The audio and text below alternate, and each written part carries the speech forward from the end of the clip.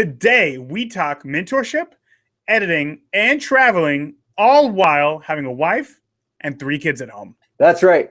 Today, we have Luis Hermosillo on the podcast. Let's get into it.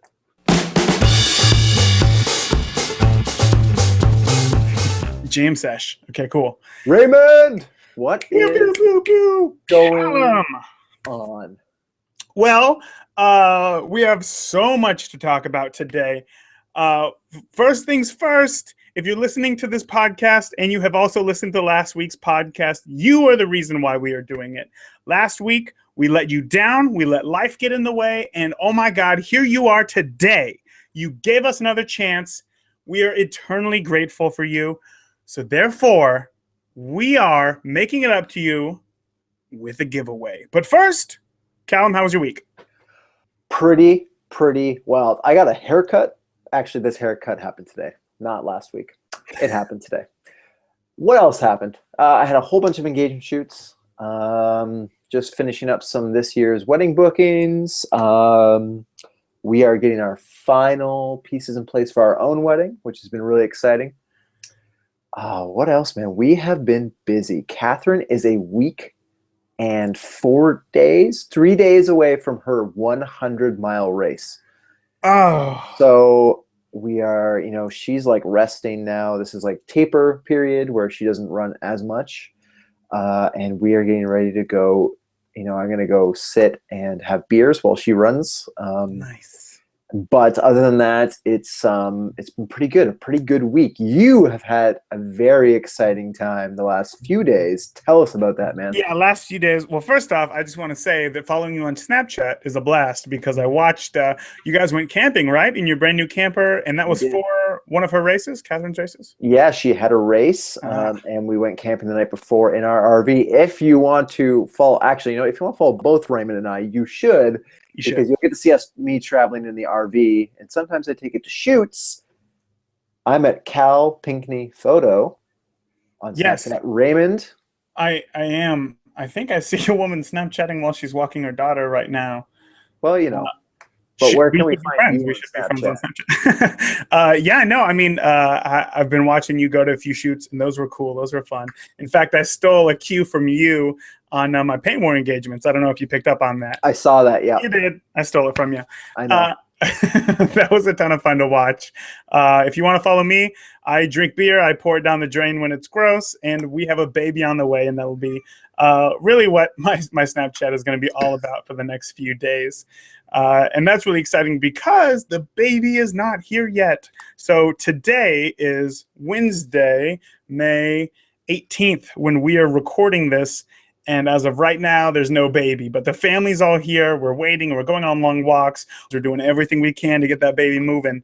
And hopefully it's any minute now. Hopefully by the time this podcast comes out, I will be a father of 2. Awesome. So really, I'm still just a dog father. What's that?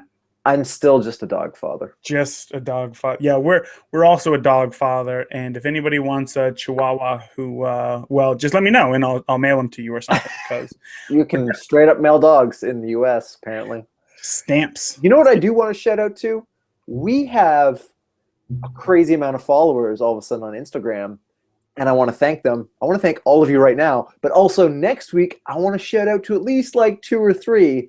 So reply on our Instagram and just say what's up, what's going on, and I'll reply in podcast form.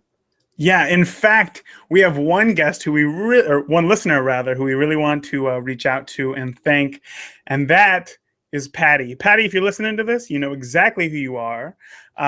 She had a bit of a problem. She went to go ahead and download the newsletter and the preset, and I guess she did it on her phone, which I don't know why we didn't think about, but she didn't. You obviously can't download a Lightroom preset on your phone, and that was our mistake. So Patty went ahead and reached out to us, let us know that she was having a problem. We fixed it for her right away. Patty, I hope it's working for you. If not, again, send me an email, but we're going to take care of it for everybody else. So be looking, be on the lookout for a new email from us where we are just going to email everybody in our email list the preset as well as our 5 quick tips, just in case you didn't get it, because the last thing that we want is for us to promise you something, you know, entrust us with that promise, and then we just don't deliver. That is pretty lame. So once again, Patty, thank you for bringing that up. Thank you for listening. You are awesome. We are now friends on Instagram. She's got a great feed and a very adorable dog. We also should definitely, if you know, we got to shout out not just Patty, which big thank you, props to that. Also Chelsea Nelson on our Facebook page, asking about the differences between DSLRs and her Micro Four Thirds camera. Great discussion that happened over there around quality, around compression, around portraits for newborns. Great stuff. Thank you for reaching out, asking some questions. We are glad we could help. If we did, it sounded like we did. We hope you know what I love about our listeners? That they're awesome.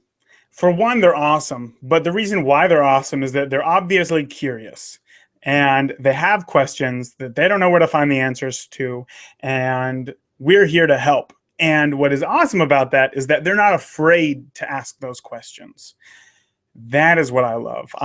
You know, if anybody reads through our comments on Facebook, they will see that the last thing that we do is say, buy Canon or buy Nikon, or you have to do that, or you have to do this. It's very much, here are the pros, here are the cons. And they're more than happy to ask those questions. And we are more than happy to always respond, because being curious is the only way that you are going to learn and grow. So stay curious and keep asking us those questions. True story. But until you come up with some questions, Callum, what do you say we get into our giveaway?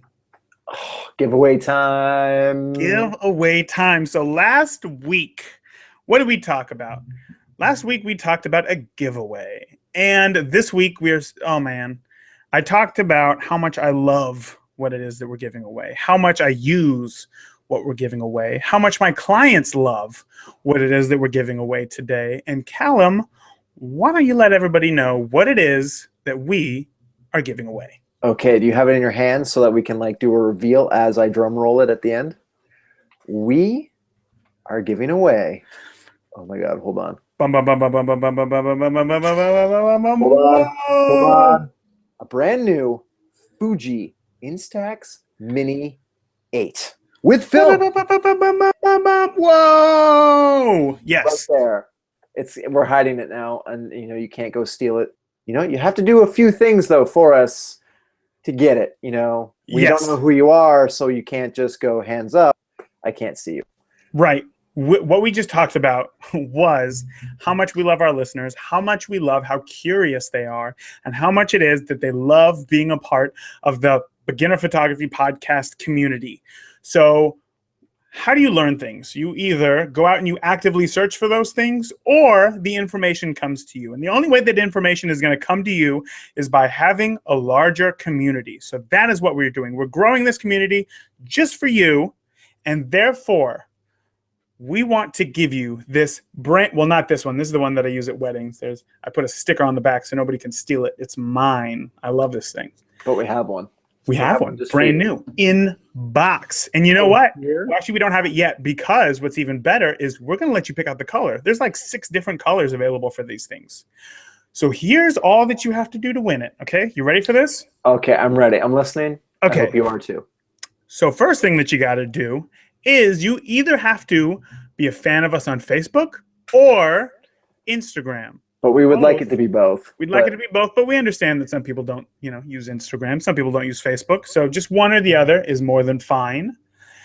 Then here's the next thing that we want you to do. We want you to go to our website, beginnerphotographypodcast.com, because when you do that, you're going to go ahead and sign up for our weekly newsletter, because we are also going to give you our free Lightroom preset. Okay, you ready for this? You see where this is going, Callum? I see where it's going. I think I know what's next. Okay, next, here's what you're going to do. Oh, by the way, if you don't have Lightroom, that's totally fine. You can download it 30 days for free. It's awesome. I'm telling you, that is the most important piece next to my camera of equipment that I have in my photography business. So therefore, you should be using it as well. True.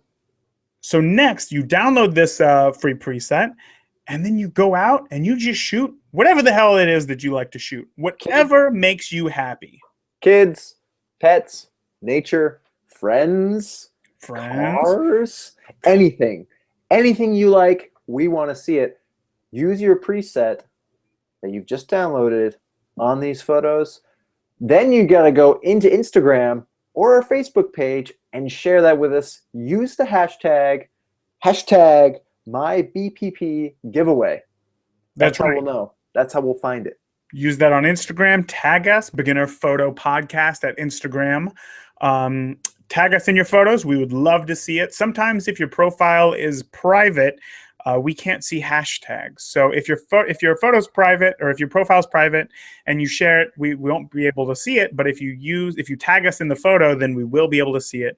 We'll remember it. We'll keep it. We will cherish it because you decided to share it with us. But when you go to edit the photo, you can use the preset, of course, or play with it, play with the shadows, play with the contrast, play with whatever it is that you want. We don't care. We just want to know that you're out there editing these photos and working on getting better.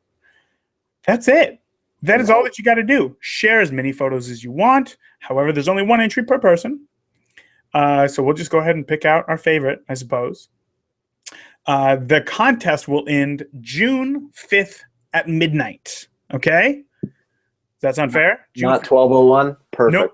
No. 11:59, which gives you, if you're listening to this podcast the day that it comes out, 2 weeks to shoot anything that makes you happy, edit it, and share it with us. 2 weeks. 2 weeks. That's all.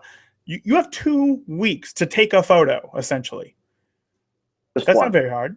Just one photo. Just one photo. And it could result in a very cool, fun camera that I take these things to like family reunions and whenever we go out with my wife's family, I take this thing with me, take a few snapshots, hang these things on the fridge. I got one right here. If you're watching us on YouTube, I took this at a wedding. Look at how good that is. Look at that. I mean, I didn't put my own horn or anything, but this is film. It's so much fun. So much fun. I know you want to win it. Nailed it. I know that you want to win it. So head over to the beginnerphotographypodcast.com, click the link at the top to sign up for our newsletter, download the preset, download our 5 quick tips, go out, have fun, take photos, come back, edit your photos with our preset, share them with us. June 6th, we announce the winner. We will reach out to you, whether it be on Facebook or Instagram. We're going to announce it on the podcast as well. Get your address, find out what awesome, snazzy color you would like. Ship you a free camera. Who doesn't want a free camera? Am I right? Pretty much. I'm holding a camera that wasn't free. Ooh. Does that make it better? No. No, it doesn't. No, because it's all about whatever camera you have in your hands at the moment that something awesome happens. True. Callum, we talked about a lot here right now, and I feel like we're overwhelming the guest. So how about we just end this right now and get straight into today's podcast with Luis. Done. Let's get into it. Today on the podcast, we have successful traveling wedding and portrait photographer from Northern Illinois, shooting in beautiful locations like Jamaica, Mexico, Joshua Tree, and my old stomping grounds, the Redwoods in Northern California. He's also the proud owner of a brand new minivan, which is super exciting. Today, we get to talk to Luis. I'm totally going to butcher this. Let me see if I can get it. Go ahead. Hermosillo. Is That's that the right? way I tell people to say it, but it's actually Hermosillo. Hermosillo. Okay. I'm just going to call you Luis. How does that sound? Yep. Okay, right on. Well, Luis, thanks for coming on the podcast. We're excited to have you here today. So why don't you give the listener a little bit of an introduction about who you are and I guess how you got started in photography. All right. Well, this is my first podcast, so a little nervous, but I got started about 5 years ago when I got married. Me and my wife got a little bit of extra wedding money, and I've always kind of liked photography, and I was always kind of the artsy kid growing up, and I was like, I told my wife, I said, hey, do you mind if I get like this entry-level camera? And, I think it was like the Nikon D3100 with the kit lens and everything. So I bought it, started just taking pictures of random stuff, like little toys and flowers. And then And eventually I just kind of, I was like, yeah, I'm going to try some portraiture stuff. So I got some friends and started shooting them, and then posting it up on Facebook, thinking, nothing. I just kind of like taking pictures, and I've always loved the clean edits. I was really big into, I don't know about you guys, but I was really into Flickr and like 500pics.com. Oh yeah.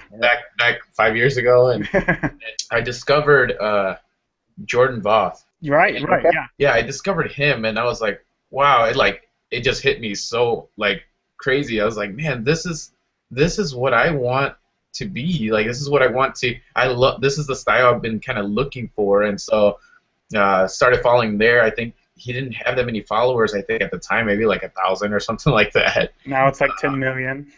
Yeah, now he's crazy. I've seen him like grow and stuff, and I actually did a couple mentoring sessions with him and stuff. But anyways, I started posting photos on Facebook. People started liking them and stuff like that, and then eventually it just started evolving into how much do you charge for photos and stuff like that. And I did for like my first year.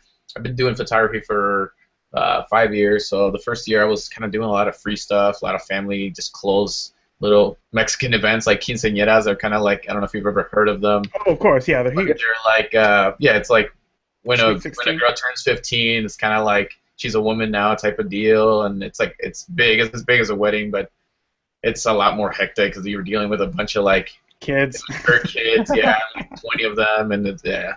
But anyways, I did those, and then eventually I slowly transitioned into some weddings and just family ones, and then because I got into I started discovering Seattle and West Coast photographers doing this travel wedding thing. I kind of started aiming towards that type of photography and decided I wanted to do that. And I had, college and school wasn't really for me. I'm actually a high school dropout. Made some bad choices. I'm 26 years old and got dropped when I was 14. I just didn't go to school. I didn't do anything bad. I actually didn't do drugs or didn't drink until I was like 21. And anyways, but I started doing that, and then I had a brain fart. What was I just talking about? I guess you were talking about your start, how I guess through high school, you left high school early. Oh, okay, yeah, right. So I end up getting this up through my wedding. I meeting some guy who was like the SEO or the CEO of this company that like was marketing. They sell food and stuff. So he kind of picked me up and was like, "Here, I'll give you a job." And then I was making decent money to where my wife was able to stay home. But then at the same time, I was doing kind of photography part-time, small gigs and stuff like that. And then eventually, I was like, man, I have never been so sure of something that I want to do for the rest of my life than photography. It's been like 2 years, and I still love it even more than what I did before. And I just my passion for it started growing so much that I think it was the third year. No, about almost the third year. I told my wife, I said, can I quit my job and do photography full time? And she just kind of did the same laugh you're doing right now. She's like, are you serious? I'm like, yeah, I think I can do it, And she's like, well, she kind of laughed a little bit, and she said, hey, if you want to go for it, go for it. And, if we fail, we'll fail together. I'm there with you. And that's all I needed to kind of awesome. go. So I was like, all right. So I just kind of took the leap, and I had saved up a little bit of money to last me a couple months so that in case I don't make it, I can get a job or something. Yeah. Anyway, so that's when I went full on. I started doing my website, started just solidify my portfolio, creating a consistent style of photography. That is awesome. So how long, I guess, now has it been that you've been full-time, that you transitioned, I guess, out of having a dual situation? I would say about 3 years. Oh, man, that is awesome. Yeah, my wife's stay-at-home mom. I've been blessed. Like I said, I'm not rich, but I am super happy with what I do. I love what I do. What I was going to ask you was, what kind of learning resources did you pick up and utilize along the way to becoming, full-time, or helping you transition into what you really wanted to do for the rest of your life? Some of the things that helped me, are you asking like what things helped me learn the things that I know now to become successful? Yeah, so like, did you use certain workshops, websites? You talked about mentoring there a little bit. Yeah, with Yeah. I at first, starting out, I was all about the gear, the gear. Everybody is. Yep, absolutely. always. I was like, it has to be the gear, man. I only had this kit lens, I have a crop sensor camera, and I can't do it. That's why they're getting all these cool pictures, and I just thought it was the camera the whole time. And so I started off with Nikon, and the only reason I transitioned to Canon was because my favorite photographer, and who's still my favorite photographer, is Jordan Voth, was shooting a Mark II, 5D Mark II Canon, and I thought, man, I know it's that camera. So I sold my camera, saved up some money, bought the camera, and then I bought one lens, the 50 millimeter 1.2, and I was shooting weddings with just that one lens because I was so broke. Everything with a 50 millimeter. My whole work for a whole year was a 50 millimeter. Everything. I don't know. That is awesome. I for group shots at weddings, I would back out a lot just to put everybody in there if I could. But anyways, it was all about the gear, and I was like, I started shooting photos, and I was like, why are my tones still not looking the same? I realized that my photography hadn't changed at all. I mean, I had the exact same gear he had, and I still could not achieve it. Then I actually reached out to Jordan, and I would ask him some questions and stuff like, what do you do for this type of edit? Like, how do you shoot? Do you shoot wide open? I wanted to know his settings and everything, and then he kind of sent me like a PDF file saying that he did some mentoring sessions like that, and at the time they were too expensive for me. I think they were like $500 or something for like an hour or something. I don't remember, but I couldn't afford it, so I didn't do that for a while. And actually, that year I just started shooting a lot. I started shooting in different lighting and focusing on learning how to utilize lighting. A lot of YouTube videos actually. YouTube, absolutely. YouTube has, it's crazy. Like nowadays, everybody can learn something off of YouTube. I mean, replacing iPhone screens out of YouTube, doing different stuff nowadays. So, I had learned how to play guitar through YouTube. So I was like, maybe I can learn how to do photography through YouTube too. Have you ever guys heard of Frono's Photo? Absolutely. Yeah. I don't think that there's anybody here who hasn't.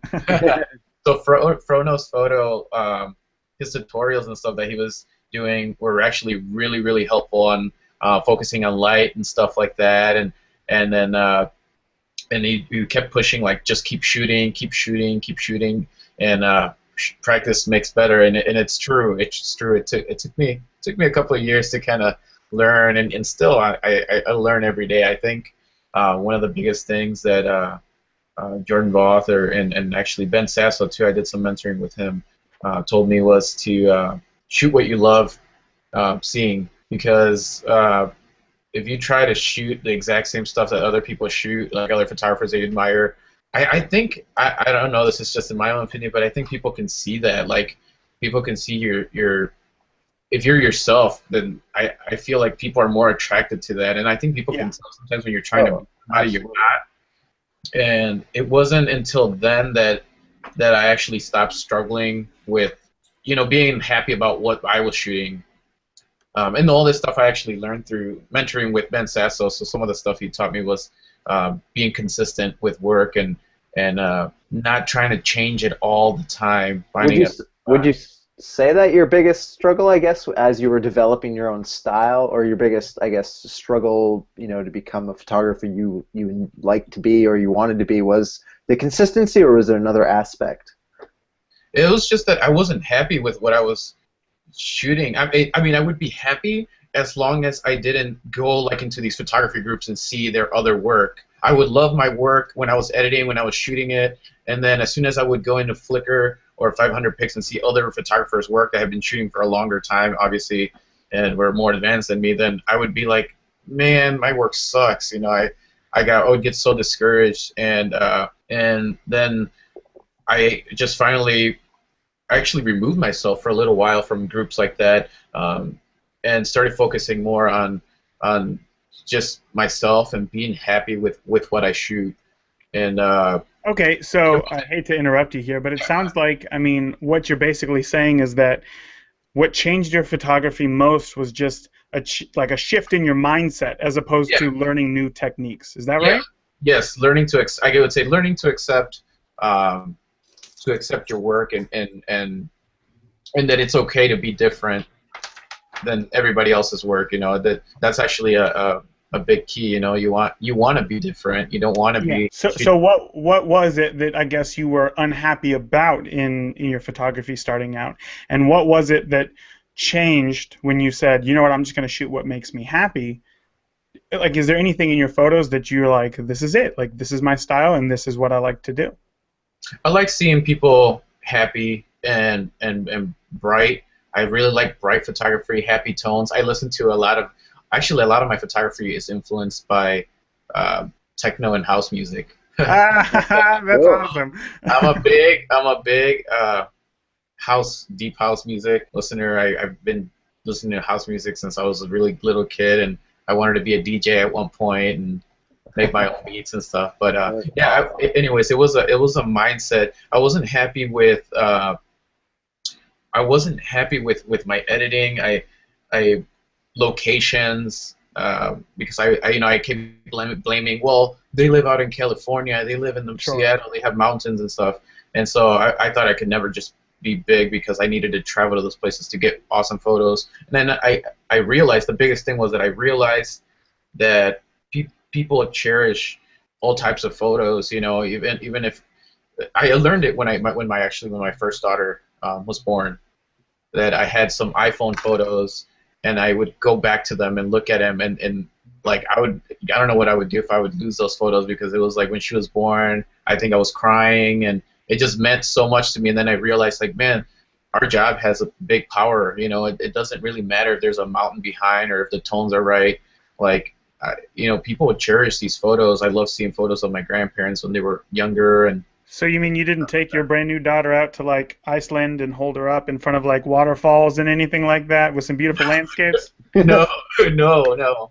Oh man. And Come so it's on. just the emotion that's in these photos that is what really speaks to you and what makes you like them. Yeah, and I think it kind of helps that I would live out here because I don't have those cool landscapes. I don't have all we have are just flat green grass, parks, and trees in the background. So it helped me challenge myself to really focus on the emotions and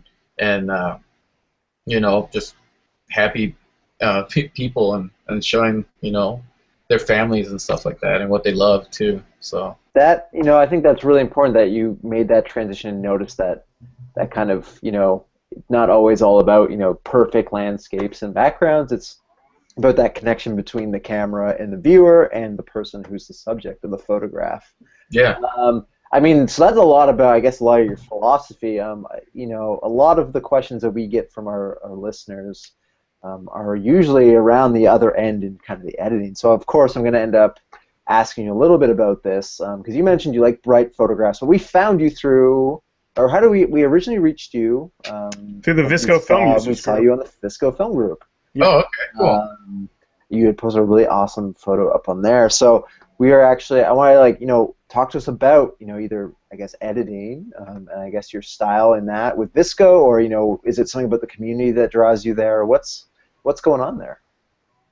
Are you asking how I edit or Yeah, I mean, I guess, a lot of your edits, first of all, I mean, you talked about this slightly before, is that your work is very consistent. And that, I think, is key for a lot of people to get to that next step. When they're going from 0 to 1, learning that consistency is very important, is huge and kind of hard to get over. And looking at your work, it is very consistent. Looking at your work through, the Visco Film Users group, it's the exact same thing. All of your work, you look at it, I know that it's yours, and that's really cool. So when it comes to editing, I guess what Callum is kind of getting at is either what is your workflow or how do you look at editing? How does that change your photos from what they are coming out of the camera to what they are when you deliver them? I try my best to get it perfect, or not perfect, but as good as I can in camera. I know that when the photo looks good in camera, I know that I don't have to do much in editing, because I love editing, but I don't like to spend a lot of time in it. I like to be very efficient because I shoot quite a lot, and you want to, for any beginner photographer, I would suggest to learn lighting first. Shoot in different types of lighting, backlit, harsh, everything, and play around with settings, because it facilitates, it makes everything easier. A lot of the tones, I feel like as a new starting out photographer, you overthink too many. Like, you look at a photo, like a Jordan Voth photo, and then you're like, man, he must have been like adding crazy like color shifts and like curves everywhere, like crazy like engineering or something, like, and then he'll show you the raw, and it's like almost exactly the same as there's probably a little bit of color change, but very subtle, and it's all really the lighting. And once I saw that, I was like, man, it really is. So what I do is I try to get it good in camera. I shoot custom white balance, and I shoot warmer than what the camera auto white balance suggests. Yes. So for like example, I was shooting the 5D Mark IIs for 5 years already, but 5-6 years. I shoot around like 75 Kelvin or whatever for that, for almost anything, and that helps my work stay consistent, because the way the Mark II warms up the pictures are really like a golden kind of color. And so when I apply the I use the Visco Portra 160. I've been using that since Visco came out. It's a good one. It's solid. Yeah, I like it because the colors are nice and natural, and I like natural photos. I really, actually, it's kind of funny because I shoot weddings, but a lot of the photographers I follow aren't even in the Visco groups. I don't even think they use Visco. I think the only one is Jordan Voth that uses Visco. But a lot of the photographers that I follow shoot stuff like Nike, lifestyle photography, kids having fun, and anything that kind of relates to, like I said, techno and house music. So that looks fun, like teenager kids hanging out, laughing, California, bright vibes, happy. I'm a very it's very hard to get me like pissed off or like angry. Like, I've always kind of been a super cheery kid, and that's really important come wedding day. Yeah. Yeah. So I'm very, my patience level is I got through the roof. Yeah. So I think that's super cool that you use other mediums as the main sources of your information, whether it's house music or even like Nike ad campaigns, which are very commercialized, very practice set up, and have very specific looks. How does that translate, I guess, on shooting day? When you're going either through a wedding, and you're posing people, or you're doing portraits for someone. How do you take all the inspiration and translate it into something that you like? What is it that you find in house music, in these artists that are not, specifically wedding photographers, that you translate into your work? It's just the young living, I guess, lifestyle. Just like I want people to remember. I shoot a lot. For some reason, I get a lot of young couples, like really young couples. And I think it's because of my work. I show a lot of young people in my portfolio, I feel like. And because I solidified my portfolio to young people, and this is the kind of style I look, I get those kind of clients. So you attract what you post, I feel. Feel like. Were you gonna say something? I thought I heard you say. I mean that totally makes sense. That's definitely an ongoing theme on this podcast, is that if you want to shoot what makes you happy, only show what you shoot that makes you happy. If people starting out, again, we've talked about this plenty of times, people starting out, where do they look for inspiration? They look for inspiration either whatever pops up on their Facebook feed or Pinterest. And Pinterest is like this really slippery road where the photos are great, but they typically take a lot of planning, they typically take a lot of direction and very precise knowledge of your camera and lighting in particular. So I think for a beginner, that's not the best place to start. So that's a good trap where people get into. They try to shoot these things, and then that's all that they show because they think that they're so popular. But it's very easy to figure out, I don't love shooting this style, and then they're kind of in that trap because everybody thinks they're that sort of photographer, and that's what I'm going to hire them for. So I love that almost from the beginning you figured out, like, I'm only going to show. First of all, you figured out, like, I'm only going to shoot what makes me happy. Like, that's all that I want to do. And then second, I'm only going to show what I shoot. And if everything that I shoot makes me happy, that's going to bring happy couples to me that are automatically going to enjoy my work. So, I mean, already, I think within, you know, the short amount of time that you've been doing it, that's just a huge jump to get over that I can't stress enough to all of our listeners. And I'm sure that obviously, like you just said, you could stress the exact same thing because it's changed your photography style and your business so much. Mm-hmm. So, but now, you know, I really want to get into the travel side of it because we've seen, you know, on your website you have a lot of work from your travels. Like we said in the beginning, Jamaica, you said Cancun, going out to California. You love California. I grew up in California, and nice.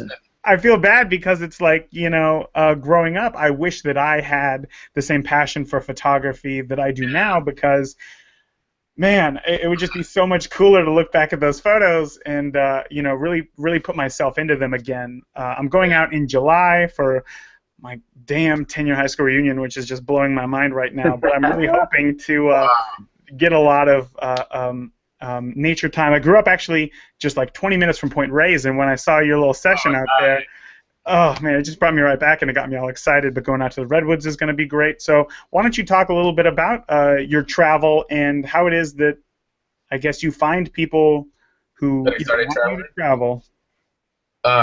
So you know, I once I started shooting a lot of weddings here, I said, you know, I want more, and I want to be a travel photographer. So I've never flown a plane before. I was born in Rockford, Illinois, which is about an hour and a half west of Chicago, and I've never left. I was just always here, and. Well, I'm sorry, real quick. I guess what are your search terms on Google? Do you go for Rockford wedding photographer, or do you go for Chicago wedding photographer? I have as Rockford wedding photographer. So it's a pretty big community. Yeah. There's quite a few. I would say there's probably, I don't know, maybe 5, 8 photographers around here that are pretty solid. Okay, cool. Like that, you know. But it's only those. You know, it's a big city, so we can book quite a few weddings. So, anyways, but yeah, I decided I wanted to start traveling. So I end up some of my friends end up moving out to I think the San Francisco area, and they had recently gotten engaged, and they were going to get married out here in Rockford. But I had offered them to shoot their engagement session out in California. So That's the way to do it. I made an investment and, you know, paid for my own stuff and flew out there. And basically, I flew to LA and I had them drive. The only thing I wanted them is that I wanted to shoot it in LA because I knew it was brighter, sunnier, those vibes that I like. And so I got out there. I had no idea what the light. I don't know LA. I had no friends out there, and just kind of Googled some spots like Santa Monica, which is obviously the obvious one, and Venice and stuff. So I went there. We shot there. Then I heard of Malibu. Matador Beach, I think it's called. Okay. And we went there, and then we shot there, and then I used that. I tried to. I actually booked it all. I had a plan, so I was going to take this mentoring session from Jordan, but I wanted to wait to shoot this so that he can go through it with me and mentor me through it.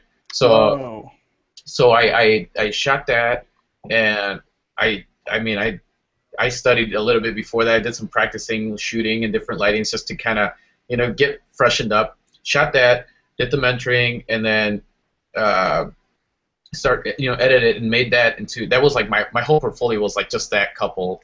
That's cool. And then eventually I switched my website to, you know, travel, because I actually now had traveling work in there. And it took me a little while. But I also made sure to photograph a lot on my iPhone, like on the plane pictures, like look at me, I'm traveling. And then it's crazy because with social media now, you can, it's kind of bad and good, but you can be somebody that you're really not. Not that I was trying to push for that, but no, you fake it till you make it. Yeah. So yeah, I agree with it, because yeah, I mean, I started posting like I'm traveling, and I would drop pictures. As much as I wanted to drop them all at the same time, I was being patient and dropping them, trying to like every other day or something like that. So people think like, man, this guy is everywhere. Who is this guy?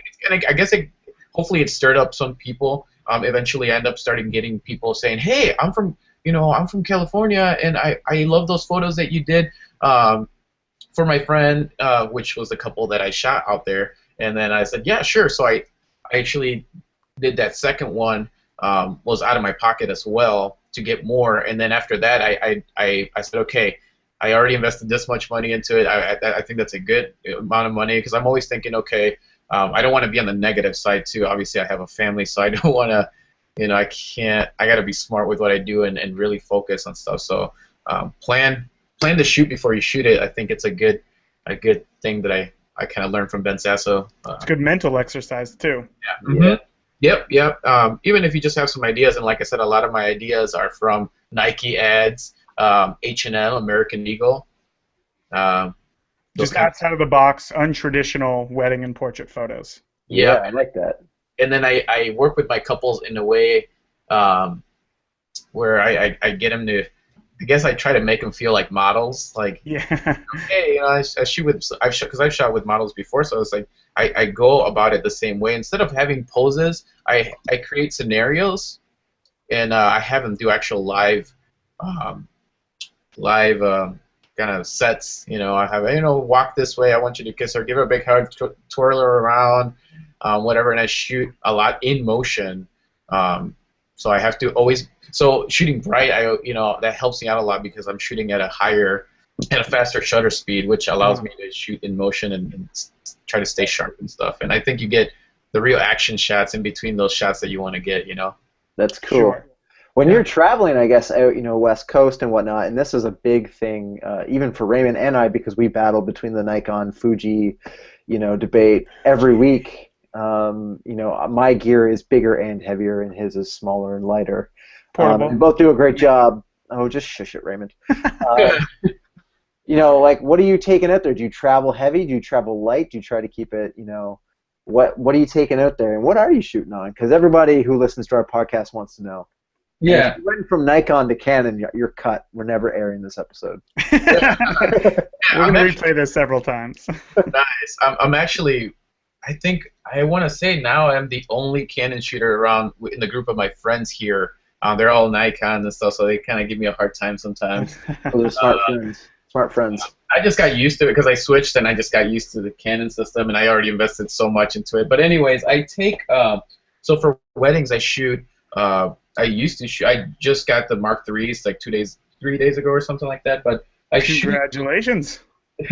So that's a different story. I'm trying to mess around with the RAW still to kind of match my Mark II, because I'm so attached to the Mark II files, and they're different. It's weird. They are different. But anyways, I shoot with two 5D Mark IIs, and I take my go-to if I were to travel. I usually just take one camera if I'm doing like engagements and stuff like that. But my go-to lens is the 35 millimeter, the 1.4. I love that lens. I feel like I can shoot. If I would sell all my lenses just to get that lens back. It's just like an overall. I can shoot groups. I can shoot portraits with it. Pretty much anything. And I feel like it's the perfect distance between me and my clients where I feel comfortable. And I feel like it gives this like almost like a 3D look, but it's not wide enough to where it distorts everything really weird. Yeah. Nice. So I like it. Just I don't know. It's perfect for action lifestyle shots. So when you go out to California, that's it, huh? Just which, by the way, I'm going to agree with you with that Mark II. I wish that I never sold mine. I feel like it's the most comfortable camera that I've ever held in my hands. In fact, much more than the Mark III. The grip where the hand goes a little bit deeper, and when you got big hands, it makes it so much more comfortable. But there's no denying the autofocus system on the Mark III is so much far superior. Oh, yeah. And for you, who loves to shoot these action shots, I'm sure that the first thing that you noticed was, this is the best thing that has ever happened to me. And I had never shot one before until I got mine. I never even held one. And, I've been 5 years with the Mark IIs, and I'm like, whoa, like, Why did I wait so long? like I always kept hearing like the autofocus sucks on the Mark II, but I just was so used to it that I didn't know what I was missing out on. Yeah. Now with this Mark III, I'm like, I'm using my 51.2 again because I can get things in focus. Because I actually with the Mark IIs, I think they only have one cross type Yeah. of focus point, which is the center one. So everything I shot was center focus point. Everything. I Just never focus and recompose. Yep. And so I use my LCD screen a lot for shooting. Really? That's interesting. Oh. That slows things down quite a bit, especially when you're open up so wide and you only have one cross sensor. Yeah. So one thing I shoot everything I shoot it at f2 no matter what it is. Everything is f2. Everything. That's just your style, huh? Yeah. Forget. That is cool. Because I noticed from learning about neck stuff and like H&M stuff, I've noticed that the depth of field it's always the same. It's either they shoot like 5.6 or higher, like everything's in focus, or they're the other way. So back to consistency. I noticed that it does change the look of your photos when you shoot at 1.8. Things get, I feel, a little softer. And it more, I guess, airy or whatever you want to call it. Sure. But f2 is like the sweet spot for me. It's sharp enough to where I can get a lot of stuff in focus, and still get a little bit of that depth of field. So everything is shot at f2 for me, and it just facilitates things for me. I don't have to worry about too much about settings. Yeah, no, totally. I mean, so I wanted to switch up a little bit and just ask, now that we know, because successful travel, wedding portrait photographer. What's the future hold? What is going to be the future for Luis? So I definitely want to stick with weddings a lot more, but I do want to. I'm not quite there yet, but I have this 5-year goal that eventually I want to become this photographer, where I want to teach other people. I'm very passionate about teaching others and encouraging them, especially beginners, to if you really love photography and have a passion for it, that you can make it, and that you can shoot what you love, and you can make a living off of it. I mean, I'm about to have my 3rd kid, and my wife's a stay-at-home mom, and I'm paying all the bills and everything with photography. Like I said, I'm not rich, but I am super happy, and I live the Corolla life. Cool life. Yeah, I don't have a crazy car, but you are able to do it. I mean, don't. It takes time. I say be patient and definitely shoot what you love. But I want to, anyways. Back to the question. I want to teach. Oh yeah, I want to teach others. I'm very passionate about editing a lot. Like I love editing, and so I don't want to just show people exactly what I do. I want to make them think and use the tools to make their own style better, because that's how I was taught too. I remember I used to bug Ben and Ben Sasso, Jordan both a lot. Like they probably blocked me after a while.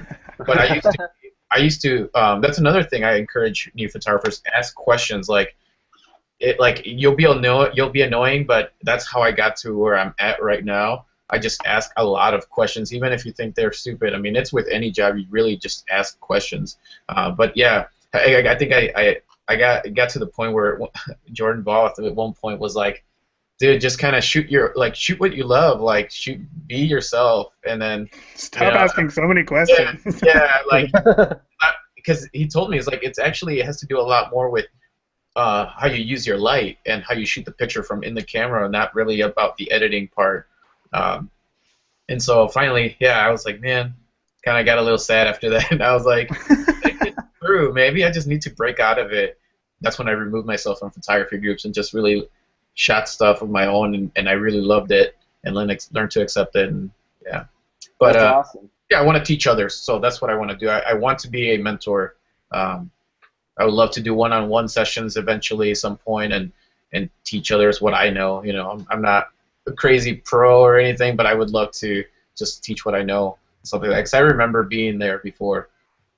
Right, of course. I mean, everybody has. I think that's the exact same reason why we started this podcast is because we were those beginners. We didn't know where to ask these questions, but we, just like you said, felt like we had stupid questions. And because we felt it, we know that others felt it. So that's why we want to bring people on like you who really are passionate about not only your photography, but helping others to, kind of grow our industry. Because if we're not growing the industry, then it's just going to be stagnant and boring. There's that one guy who took an iPhone and put it on a rope and just started swinging it around his head, and it's not my style, but that's cool. That's innovative. It made a lot of people think, like, wow, if he was just scared to ask a question like, well, what if I do this? Maybe it wouldn't have happened, and who knows what could have came out of it. That's a roundabout way of, I guess, getting to the point that the envelope is definitely a big exactly. component of our industry. We have already very famous photographers of all genres pushing the envelope daily, and I think it's super inspirational. I think, and this is what Raymond is saying, is it's super inspirational to see photographers who actually have a story where they weren't photographers, or they didn't feel like they were pushing the envelope, and it just took time for them to really find their own vision and succeed. I guess what I'm really trying to say here is that everybody should just be shooting Fuji. So anyway, now we're gonna move on. I'm just kidding. I just love it so much. Seriously though, Luis, we really want to thank you for coming on. We want to be conscious of your time. I know that you got 2 little ones and another one on the way. So why don't you tell our listeners a little bit about where they can find you on Instagram, Facebook, everywhere on the internet, and we'll be sure to link it in our show notes as well. Yeah, well, you can find me on my website. It's luishermosillo.com. Growing up in kindergarten, I hated the substitute teacher because my name would always be like, could never say it, so I would always just raise my hand. As soon as I saw her pause, I was like, yeah, it's me. So luishermosillo.com is my website. Luis.hermosillo is my Instagram. And if you look up Luis Hermosillo on Facebook, both my profile and my photographer page are pretty much the exact same thing, so you'll feel free to add me. I'd pretty much accept anybody, as long as it's not like some college girl sitting on a laptop profile picture. That's my profile picture, man. Why did you accept me? Yeah, I randomly get those. Like, hi, I'm a model. Like, what? You haven't posted anything but sharing weird ads. Yeah, right. That's funny. Well, again, we're definitely going to link to all of your social media in our show notes, which hopefully will help you out with a little bit of Google SEO juice as well, with those backlinks. And if anybody wants to reach out to you, we appreciate that. Obviously, you said just ask those questions. So if anybody doesn't want to ask Ben Sasso or Jordan Voth those questions, go ahead and reach out to Luis. He'd be more than happy to answer them for you. We'll be happy to answer, then block you right away. I haven't blocked anybody yet. Yeah, well, we got some crazies on this podcast, so look out. But I'm just kidding. Anyway, once again, Luis, we really want to be conscious of your time. So thank you again so much for coming on the podcast and just sharing everything that you have about your journey through photography and I guess a little bit about your philosophy on life. So we really appreciate it. Awesome. Thanks, man. Thank you. That interview with Luis was something special, as not just a photographer, but as someone who will eventually be a future dad. Someone who I think always is looking to find inspiration from different mediums and sources. That was hella impressive. You just broke out a hella there. I did. Doesn't happen often. It's all that talk about California that it must have been rubbing off on you. That's awesome. That's hella awesome. Hella awesome. Yeah, no, I'm on the exact same page as you in terms of that podcast. It turned out really well with Luis. Luis, if you're listening to this, again, man, thank you so much for coming on and sharing everything that you did. I think, one of the biggest takeaways that I had was that once again, we hear this time and time again, is that photographers think that to become successful, you have to be a traveling wedding photographer. And that works for some people. And for others, like Luis said, you got to shoot what it is that you want to shoot, what makes you happy, and then you got to share that. And if traveling doesn't make you happy, don't do it. If traveling makes you really happy, you find out a way to make it work. And it sounds like California is, one of those places that Luis just holds very dear in his heart. And going out there, he's able to capture that work that is really what he wants to capture. And that's really cool, I think. Absolutely. He's not afraid to say, when he started, he didn't know exactly what he was getting into. He was all over the map a little bit, it sounded like, until he got some direction and he took advantage of mentoring sessions. He found his style and he sticks to it religiously, it sounds like. And it pays off. He is busy. Yeah, that's really cool. And I love how he said that he loves to edit, but he hates to spend a lot of time editing. That's one of those things that I feel every beginner, everybody starting out has that problem with, is that, man, editing is so much fun. Look at everything that I can do with these photos. And then, a few days later, you're like, oh my God, the last thing that I wanted, I've been spending so much time editing, I haven't had any time to shoot. This isn't any fun anymore. And he's found that way, like you said, through mentorship, through reaching out to, very, very big name photographers. And it's so cool that they even reached out to him just to answer any questions that he had, even if he admits that he was a little pushy and that they probably weren't too happy with him by the end of it. It's good that obviously they have a good relationship now, and that he's able to get that help that he was looking for. That is what we want to give to you. That is what this podcast is. Hopefully an auditory version of mentorship, is that we have on the people who have been in your shoes and they talk about their experiences, because not everybody's journey or experience is exactly the same and won't be the same as yours. Yours won't be the same as mine. So hopefully getting on as many people as possible will give you a good idea to pick and choose what suits your life and how it can help you grow as a photographer. That's right. That is right. Following his work is going to be so awesome, especially as he gets into the realm of teaching workshops and educating future photographers like yourselves. Raymond, I think we have just unearthed a gem. Yeah, it's a ruby. It's a ruby. Just cut all that out. I'm just going to end it. Let's call this one a day. Oh, man. I got to hopefully get to the hospital so that we have a baby soon. If anybody really wants to get on this giveaway, Callum, how do they do it? They need to get on to the newsletter. Get to our website, Beginner Photography Podcast. Hit the sign up button there right at the top. You can then sign up for the newsletter. It'll take you to a page to download the preset we've made for you. Go download a copy of Lightroom if you haven't got it already, and use that preset on a photo that you have now 2 weeks to shoot. You have 2 weeks to shoot. Get a photo that you love and you want to share with us. Put it on Instagram, put it on Facebook, and tag it appropriately, or we can't find it. Raymond, hashtag, what is it? My BPP giveaway. Perfect. Use that hashtag on Instagram. Before June 5th, or I guess before June 6th. Technically, you have until 11:59 on June 5th. Do that. We will see it. We will announce in episode 25. Dos cuatro. Cuatro? Cinco. No, that's 24, Raymond. Dos cinco. Diez cinco. De cinq. De cinq. 25. I think 25. I'm going to edit this out. This is all of that. Until next week, I'm Callum. I'm Raymond. Keep shooting. And then edit, and then upload, and then share with us. And then you could win a camera. Who knows? Okay, bye. Bye.